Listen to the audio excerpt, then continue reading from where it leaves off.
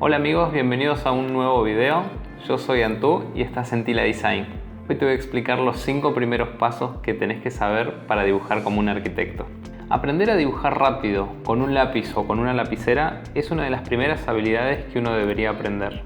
El dibujar a mano y con diferentes tipos de líneas nos ayuda a transmitir las ideas que tenemos en la cabeza y que la otra persona nos pueda entender. Más adelante te voy a explicar que con una sola herramienta uno puede hacer diferentes tipos de línea que transmiten diferentes informaciones. Pero bueno, en primer lugar, lo primero que debemos hacer es hacer garabatos. No pensar en nada y simplemente hacer líneas, hacer círculos, hacer rulos, tratar de utilizar toda la hoja, apoyar la mano y dibujar, levantar la mano y dibujar, levantar el codo y dibujar.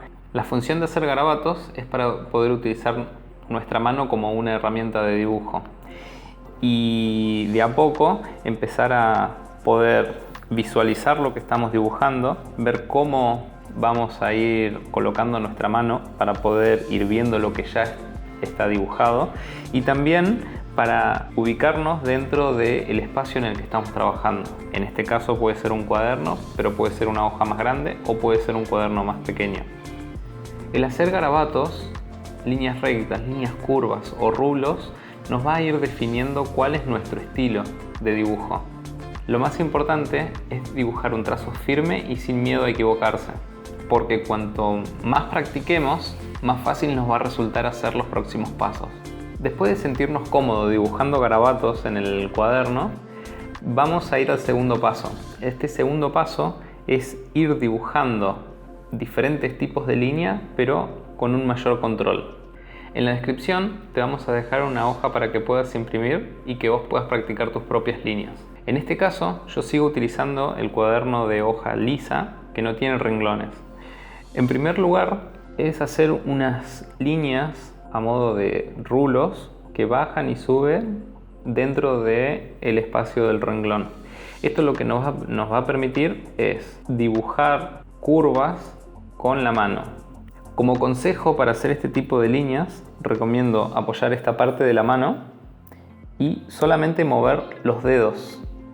Esto, si ya practicaste la parte de garabatos, o sea, los garabatos o los rulos se pueden hacer sin apoyar el codo, apoyando el codo o apoyando la mano. Entonces, este tipo de líneas en donde tenemos que hacer controladamente en un renglón, o sea, lo que conviene es apoyar la mano y ir haciendo movimientos hasta llegar a un punto en donde ya no puedo seguir dibujando y otra vez muevo la mano y sigo dibujando. O de lo contrario, cuando ya estamos un poco más avanzados, es mientras estoy dibujando voy corriendo la mano y sigo dibujando. Después, a continuación, hacer unas ondas un poco menos altas, sino un poco más suaves. Y por último, ondas muy suaves. Esto lo vamos a hacer para ir afinando cada vez más la línea hasta poder llegar a ser una línea totalmente recta. A continuación, y también dentro de los renglones, es hacer rulos. Primero rulos en un sentido y después rulos en el otro sentido. Insisto y nuevamente, todo esto es para poder tener el control de la línea en nuestra mano. Cuando hicimos los garabatos también tenemos que practicar líneas rectas, en vertical, en horizontal, en diagonal o sin ningún tipo de forma, que se unan, que sean sueltas. Todo eso es lo que hay que practicar. En este caso vamos a empezar a hacer líneas verticales, horizontales, verticales, horizontales, verticales, horizontales, formando como un dentado. A continuación ya vamos a hacer el mismo dentado pero mucho más chico, entonces el movimiento es más pequeño. La próxima línea ya se complica un poco más porque es como hacer una escalera y bajar la escalera, subir la escalera, bajar la escalera. Probablemente te cueste que este tipo de líneas te salgan en la primera, pero no hay que desanimarse, hay que continuar y si alguna de todas estas líneas es la que más te cuesta, yo te diría de que imprimas otro papel y nuevamente te pongas a practicar. Lo mejor es que cuanto más se practique, o sea, más fácil después te va a resultar poder transmitir cualquier tipo de dibujo. La próxima línea son líneas en diagonales grandes. Línea en diagonal para un lado, línea diagonal para el otro. A continuación son las líneas en diagonales, pero un poco más pequeñas y en un trazo continuo. Las primeras, o sea, pueden ser trazos libres, o sea, primero una línea en diagonal y después otra línea en diagonal. En este caso ya es un dentado. Y a continuación, y al igual que el dentado cuadrado que estuvimos haciendo, son un dentado pequeño. Después tenemos los semicírculos. Tenemos semicírculos pequeños para un lado, semicírculos pequeños para el otro. Esto es para después poder hacer los círculos completos. O sea, un círculo a mano alzada, o sea, no se dibuja así, sino que se dibuja primero un lado y después el otro.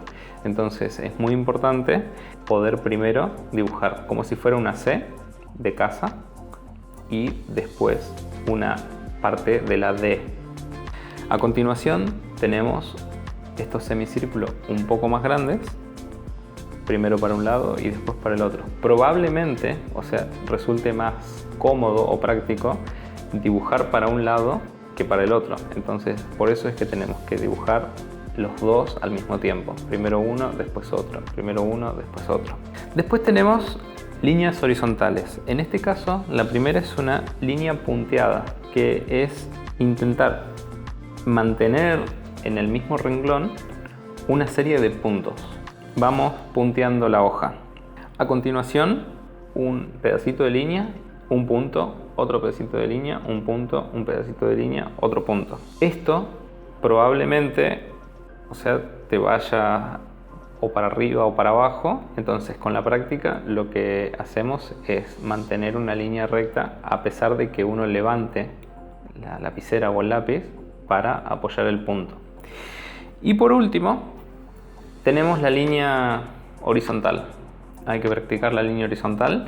Eso sí o sí tenemos que levantar la mano y probablemente utilizar solamente apoyado el codo para hacer toda una línea. Eso ya cada uno va tomando la técnica de primero cómo agarrar la lapicera o el lápiz y después cómo le resulta más cómodo hacer este tipo de líneas, ya sea apoyando la mano, apoyando el brazo o levantando el brazo y simplemente apoyando el dedo. También suelo hacer eso cuando son líneas muy largas, apoyo el dedo y lo llevo, o sea que no queda en el aire. Como consejo, cuando empieces a practicar en garabatos o en estas líneas que están en los renglones, te recomiendo que no aprietes la lapicera o el lápiz contra el papel. Si uno quiere líneas más definidas, uno va a buscar herramientas que me dejen una mayor marca sin que tengamos que apretar, por ejemplo, un plumón o una pluma en este caso. ¿Por qué este consejo? Porque cuando uno tiene que practicar mucho tiempo porque quiere mejorar, si estás constantemente apretando la lapicera o el lápiz contra el papel, o sea, te va a empezar a doler la mano después. Entonces lo mejor es estar lo más relajado posible y si vemos que no marca como queremos, buscamos un lápiz más blando, buscamos una pluma o buscamos un plumón para poder ver lo que estamos dibujando. En tercer lugar tenemos las líneas paralelas. Una vez que ya controlamos las líneas anteriores, podemos recién pasar a hacer las líneas paralelas. ¿Qué son las líneas paralelas? Son aquellas líneas que no se cruzan ni se tocan en todo su recorrido. Entonces, acá hice una cuadrícula en donde hice diferentes tipos de líneas paralelas. Lo primero y lo más utilizado en dibujo de arquitectura son las líneas horizontales y verticales. Entonces hay que empezar a hacer las líneas horizontales que, como ya estuvimos practicando en el paso anterior, una vez que controlamos bien eso, podemos hacer líneas cada vez más largas. Por más de que tengamos hojas cuadriculadas o rayadas, para las próximas líneas en paralelo ya no nos van a servir. tenemos que aprender a dibujar líneas en diagonal, en paralelo, ya sea para arriba o para abajo, con diferentes tipos de ángulo. En este caso hice un rayado a 45 grados. A continuación tenemos líneas en paralelo pero en curva. Son líneas que hasta a mí me resulta difícil porque tenemos que en un mismo trazo tener que subir y bajar sin poder ver qué es lo que estamos dibujando a veces. Entonces, bueno, de a poco hay que practicar y practicar y practicar. No es necesario de que a la primera le salga. Les recomiendo por ahí no hacer líneas tan juntas. Lo mejor es empezar con líneas en paralelo pero que estén más separados, y de a poco y a medida que vayamos teniendo más control vamos achicando esa distancia. Por último tenemos otro tipo de líneas en paralelo que no tienen una forma definida, que normalmente se pueden encontrar en relieves de terreno. En primer lugar tenemos líneas en paralelo con líneas curvas y en segundo lugar con líneas rectas. Una vez que ya tenemos el control de nuestra herramienta de dibujo para con las líneas, podemos empezar a hacer figuras conocidas. En primer lugar tenemos los cuadrados y rectángulos que tienen una forma de hacerse. Primero se hace como si fuera una L, después se le pone el techo y se cierra. ¿Esto por qué es? Es por una cuestión de poder ir viendo el dibujo que estamos haciendo. Se pueden hacer cuadrados, rectángulos en diagonal o cuadrados en diagonal. Esto hay que ir practicando hasta que sale natural. Realmente, el hacer un rectángulo o un cuadrado es lo que más vamos a utilizar, más que nada cuando tenemos que explicar cosas. A continuación tenemos el triángulo. Se inicia primero con la altura, la base, y ahí unimos las dos puntas que nos quedaron. De ahí puede cambiar su proporción en una altura menor y una base mayor, y después se dibuja la diagonal. Lo podemos girar, puede ser para arriba, para abajo, puede ser diferentes tipos de triángulos, pero bueno, todo esto es práctica. A continuación tenemos el semicírculo. Es hacer una D de dedo. Primero la altura y después el semicírculo. También uniendo las puntas de esta línea que ya hicimos. Puede ser para arriba, para abajo, para un costado o para el otro. Se puede hacer en diagonal y lo mismo. O sea, siempre se hace primero la línea recta, ya sea de base o de altura, y después se cierra con un semicírculo. En este caso se podría dibujar el techo de una nave industrial o de cualquier superficie que tenga este tipo de forma. Y por último tenemos el círculo, que como ya habíamos estado practicando antes, se hacen dos semicírculos. Primero uno y después el otro. Y así sucesivamente. Esto puede ser de menor o de mayor tamaño, siempre utilizando la misma técnica. Y por último y quinto lugar, ya tenemos un dibujo definido. En este caso vamos a utilizar todo lo que ya estuvimos viendo antes en un dibujo específico de arquitectura. En este caso no nos importan las medidas, solo nos importan las proporciones, que las líneas sean definidas y que transmitan algún tipo de información. Con los diferentes tipos de línea, que son o línea llena, o línea de trazo, o línea de puntos, uno puede transmitir toda esta información. Después, dependiendo de la fuerza que tenga la línea, puede ser una línea muy tenue o una línea gorda y fuerte. Eso también nos va a dar diferentes tipos de información. Como estoy acostumbrado a dibujar con tinta, primero hago líneas muy suaves y después, cuando ya estoy seguro de qué es lo que quiero enfatizar, hago líneas más gruesas con la parte gruesa de la pluma o uso plumones más fuertes para enfatizarlo. Entonces, si me equivoco en algún tipo de línea, es siempre con la línea más fina, que cuando enfatizo con una línea más gruesa, pasa desapercibido esa línea fina que cometí el error. Entonces, en este caso, traté de hacer una casita muy sencilla, a mano alzada, o sea, no utilicé ningún tipo de medida, ningún tipo de regla, y solamente con un plumón y con la pluma se logra tener este tipo de comunicación con la persona que queremos comunicarle. Esto nos va a permitir tener un dibujo rápido mientras uno está explicando qué es lo que quiere mostrar. Lo importante acá es que se entienda lo que queremos transmitir. En este caso tenemos líneas finas, líneas gruesas, tenemos rellenos de líneas paralelas en diagonal, en vertical y en horizontal, en el caso del baño, por ejemplo. Después tenemos también en la sombra del techo, se puede ver que armé un entramado de líneas verticales y horizontales muy juntitas. Después tenemos líneas curvas en los árboles y arbustos, en el rebatimiento de las puertas. Tenemos triángulos también en el árbol. Líneas en diagonal en el caso de mostrando el terreno con una planta de techo.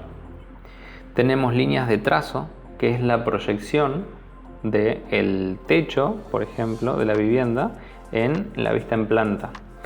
Y después, trasladando las líneas de tanto del techo como de la puerta de acceso o la ventana del baño para verlo en el frente, eso se hace con una línea punteada.